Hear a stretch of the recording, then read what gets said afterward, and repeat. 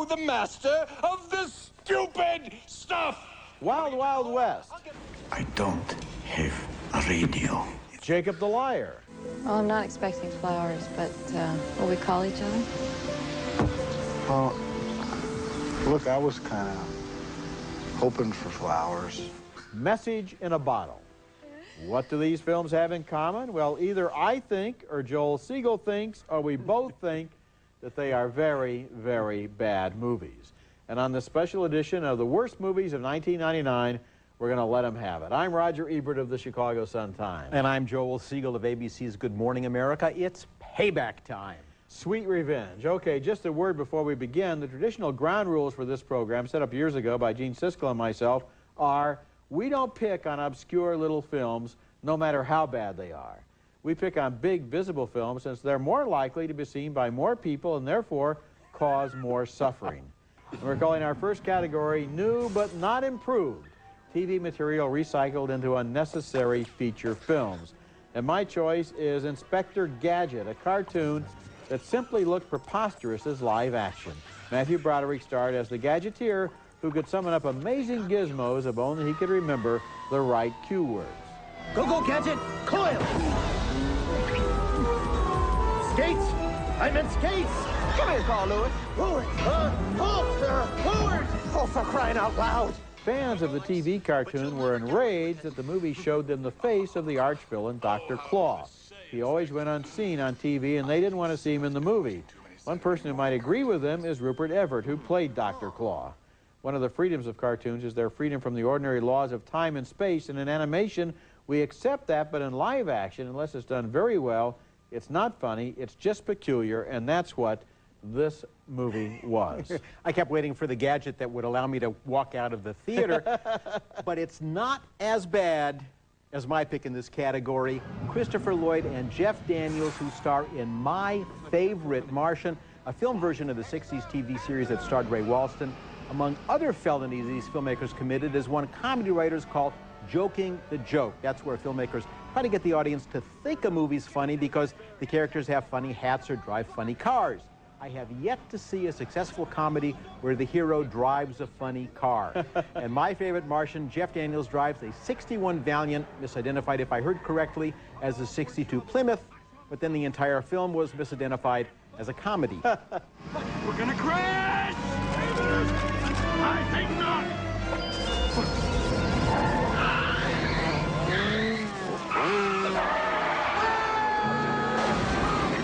I don't understand why Hollywood insists on spending tens of millions of dollars to make a film version of a TV series that, if it were a TV series this year, would be canceled.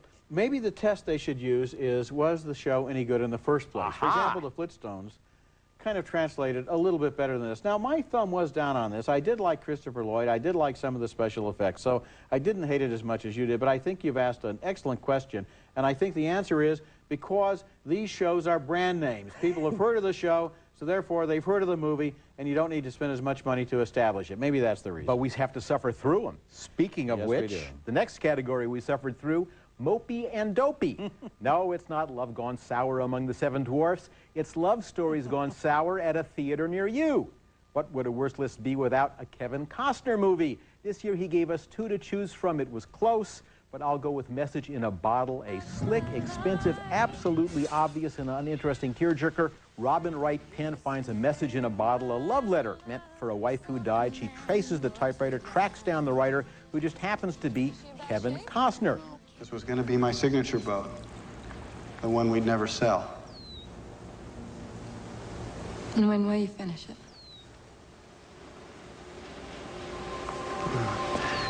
Haven't touched it in 2 years. I think the worst thing that happened to Kevin Costner was Dances with Wolves. It was too good and too easy too soon. He got spoiled. I don't think he's made a good movie since. But I do want to be fair. Paul Newman was so good in A Message in a Bottle. When the movie was over, I went and bought 3 jars of tomato sauce and ate them right out of the can. He was really fine in this movie, and everything else was contrived and pretentious, and the ending was utterly and totally without credibility or redeeming social value. Any form of redeeming merit. I agree with you. My candidate, though, in the mopey-dopey category is, I think, even mopier and dopier than yours, because at least Message in a Bottle was about romance, whereas The Story of Us is completely inexplicable because it's mostly about a couple that has stopped loving one another, so they fight for most of the movie. The film stars Bruce Willis and Michelle Pfeiffer as a couple whose love is long since drained out of their marriage. The movie thinks their fights explain themselves, so there's no context, no motivation, just a lot of angry behavior.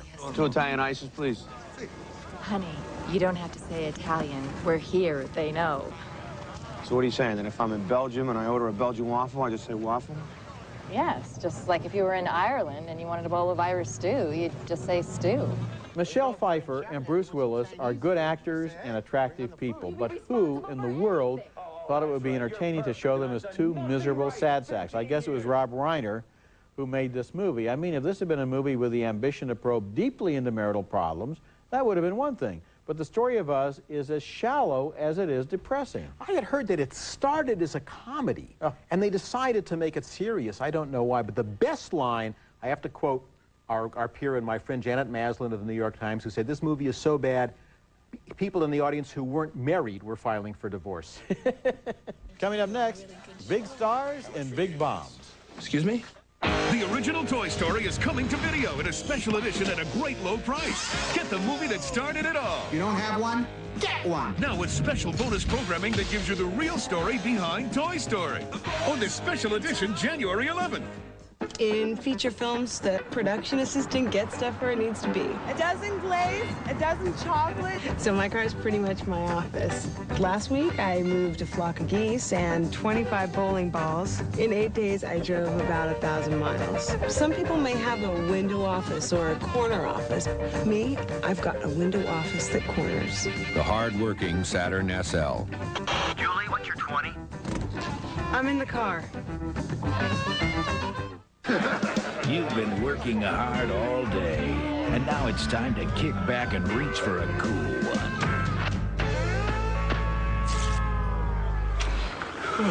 York Peppermint Patty. Get the sensation. Good evening, ladies and gentlemen. This is the BBC in London.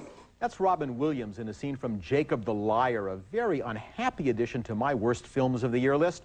A film about the Holocaust that not only fails to capture the terror of being a Jew in Nazi-occupied Poland, it doesn't even seem to try.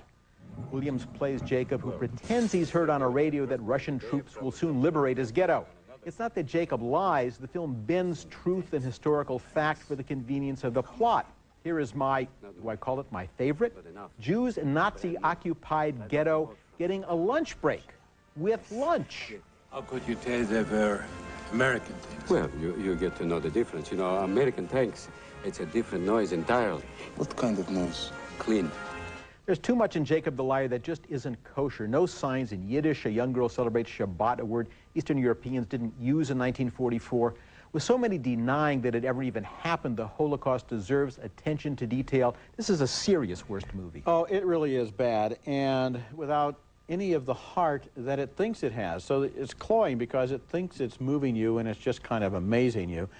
A movie like Life is Beautiful, which was criticized by some for making entertainment out of the Holocaust, had its heart in the right place. This movie has its brain in the wrong place. Okay, continuing our category, big stars in bad movies, I'm going to nominate Sandra Bullock and Ben Affleck in Forces of Nature. They play strangers who meet after they survive an airplane crash together and decide to share a rental car for the drive to Savannah, Georgia.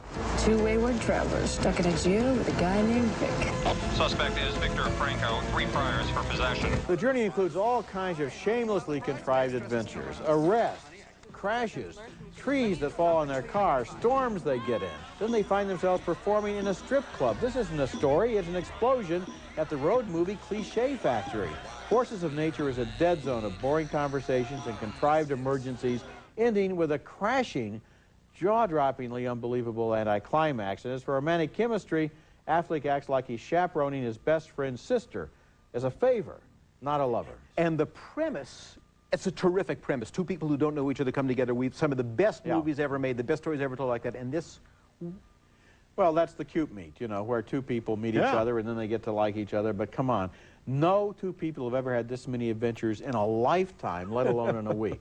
Coming up later, we each pick the year's worst movie, but coming up next, movies that self-destructed. in a big way.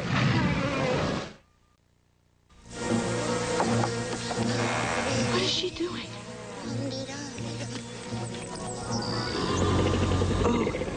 Continuing this special program on the year's worst movies, the next category is parodies that self-destructed. And my choice is a spoof of monster movies named Lake Placid. This one has an all-star cast: Bridget Fonda, Bill Pullman, Oliver Platt, even Betty White, using words the Golden Girls never used. It's about a 30-foot crocodile that occupies a lake that is not, by the way, named Lake Placid, and munches on cows and scuba divers.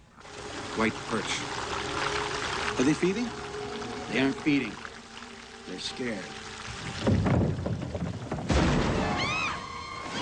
Here's a film that takes a multi-million-dollar cast and has them roll around in cheap little aluminum boats. First it's gruesome, then it's camp, then it's satirical, then there are little intellectual chats about the meaning of it all, and every time it gets rolling, it stops dead and changes direction, kind of like the crocodile. I was very lucky with this film. I took your advice.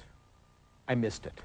Don't go to see it now. I will Just give us not. another picture. To me, Wild Wild West isn't just a movie gone bad.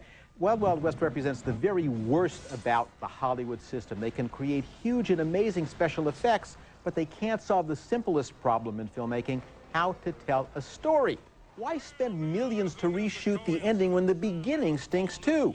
And why make Kevin Kline's character a master of disguise? This was not only before movies and TV, this takes place before newspapers could print photographs. A master of disguise from who? Nobody knows what he looked like.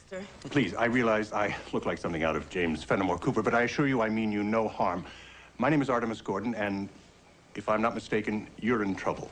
Not even Kevin Kline or Will Smith could save this movie. The number I heard Wild Wild West cost $180 million.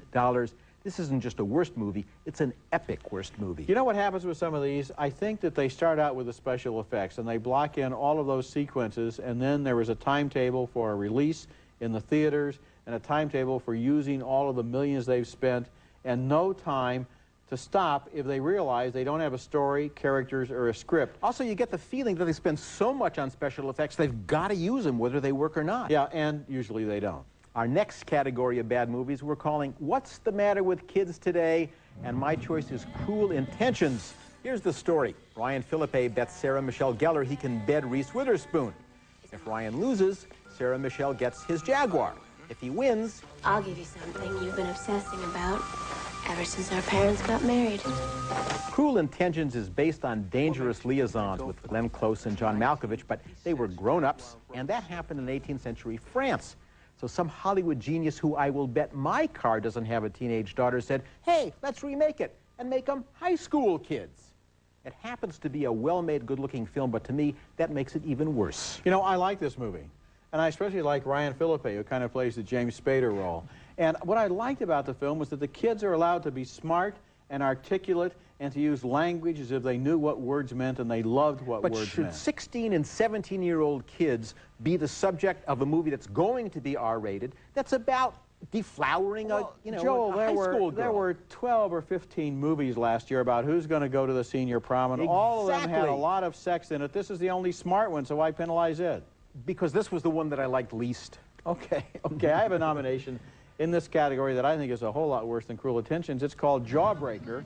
Perfect example of what I'm talking about. It tells the story of how the three most popular girls in school play a practical joke that accidentally ends with one of their friends being choked to death on a jawbreaker. The least popular girl in school learns of their crime, and to shut her up, they decide to bribe her by making her popular too. A rose, too obvious. Never send a rose unless dyed black as a warning. And if one is sent to you, destroy it, along with the sender. Emotionally, of course. It's not like we kill people. On purpose. What's amazing about this movie is the depth of its cynicism. Also, the stupidity of a plot where an obvious clue to the crime is ignored by the detective, Pam Grier, just because the plot needs you to arrest someone else at that point. Jawbreaker is a movie made by and for people with many other things on their little minds. Cynicism is the word that you use, and that's what troubled me about Cruel Intentions, just the cynical attitude. And because it really was a well-made and smart film, to me that did make it even worse. So you're still going back to Cruel Intentions. What about Jawbreaker, though? Because that's an example of the fact that these movies are made all the time. That's so right. They are made all the time, and they're made only to make money. Coming up next, dubious overachievements.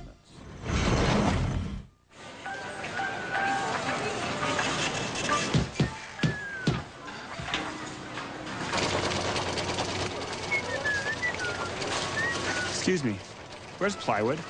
Aisle 20.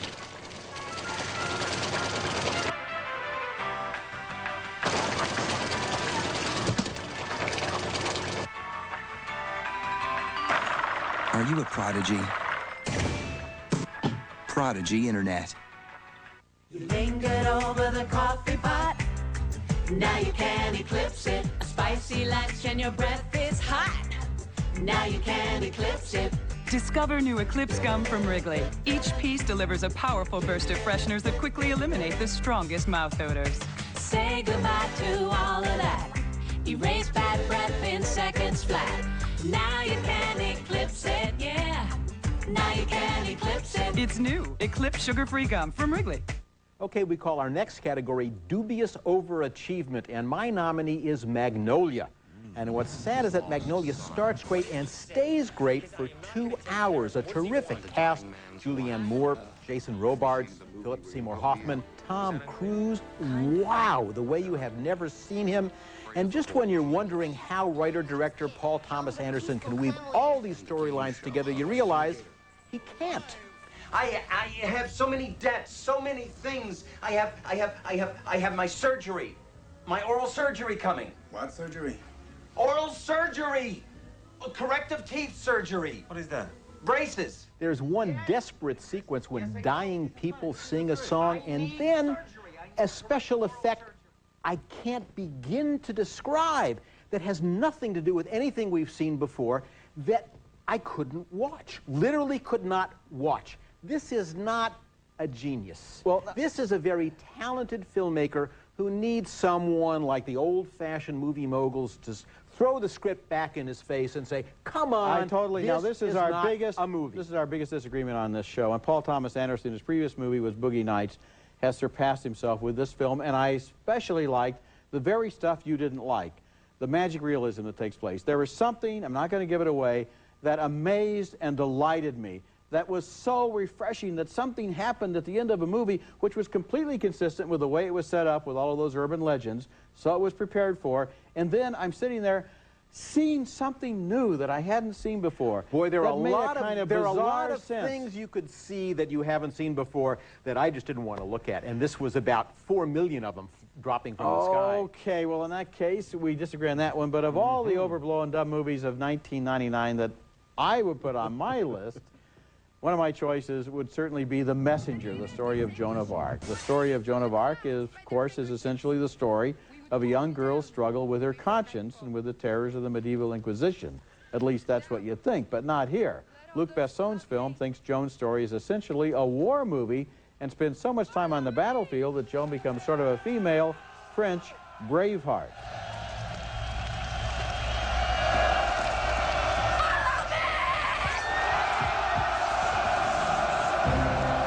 I was so disillusioned that by the end I could hardly believe it when they actually did let Joan burn at the stake. I was expecting maybe one of those scenes where the brave horseman gallops into the square and snatches her out of the flames. How can you make a movie about Joan of Arc? I said in my review that lucky it was a Frenchman who directed it. If it had been an American director, the French would demand Louisiana back. There's nothing religious, there's nothing uplifting, there's nothing dynamic about the film. It's kind of like a psychic on one of those talk shows, only instead of finding out where she's going to win the lottery, she decides she's going to save not France. even a talk show, one of those 900 numbers. Okay, coming up next, we each pick the worst films of the year.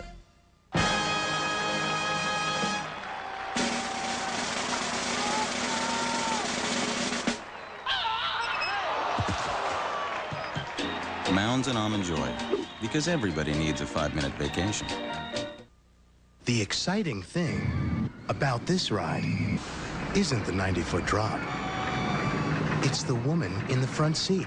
She's got asthma, but she's got help. Help control your asthma with Singulair. It's a single tablet daily that's not a steroid. It's also available for children 6 and older. Ask your doctor about adding once-a-day Singulair and help control your asthma. Singulair should not be used to treat acute asthma attacks. Continue taking your other asthma medicines unless your doctor tells you to stop or change the dose. If symptoms get worse, contact your doctor at once. Side effects are generally mild and may include headache, flu, and stomach pain. Read the consumer information your doctor or pharmacist can provide. Help control your asthma with Singulair. And now we arrive at the top, or maybe it's the bottom category, our individual choices for the worst single film of 1999. And my choice is a singularly unpleasant comedy named Baby Geniuses. The movie stars Kathleen Turner as a woman who funds a secret laboratory run by Christopher Lloyd, in which it is proven that babies can talk to one another, and not just talk, but scheme, punch, kick, spit, and attack adults with karate kicks.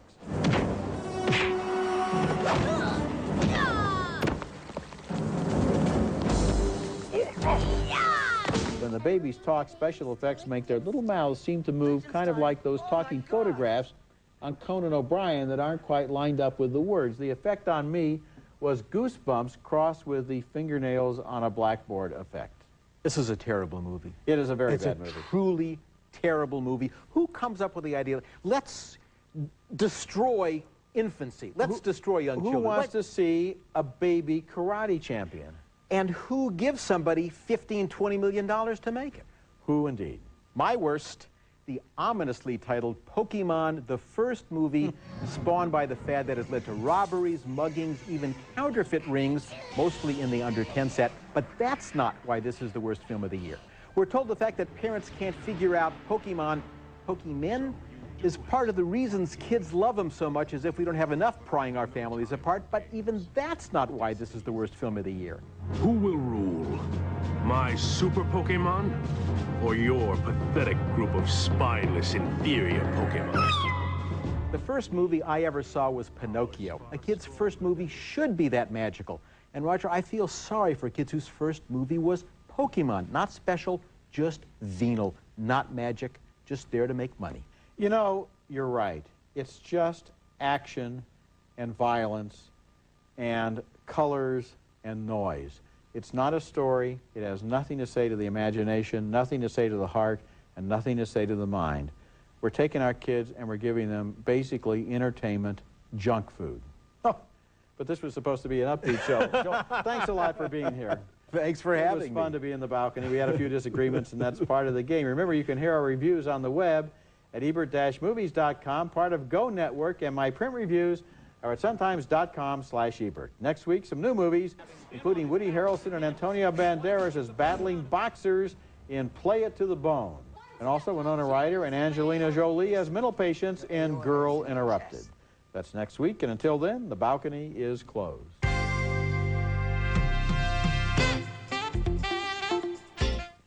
Please pass the Polaner all fruit. Would you please pass the all fruit? Oh. Naturally delicious Polaner all fruit, sweetened only with fruit juice. Pop Secret is the only microwave popcorn made with real Land O'Lakes butter. Pop Secret, perfect popcorn is our passion. For serious oral care, use Rembrandt whitening toothpaste.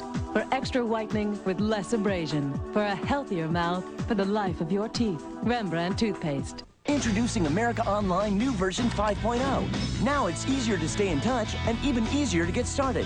AOL new version 5.0. Sign up today. Closed captioning for Roger Ebert in the Movies is brought to you by Cheeseburger! Juicy, cheesy. Cheeseburger! Cheeseburger Hot Pockets. It's a guess, but we think people will like it. Cheeseburger from...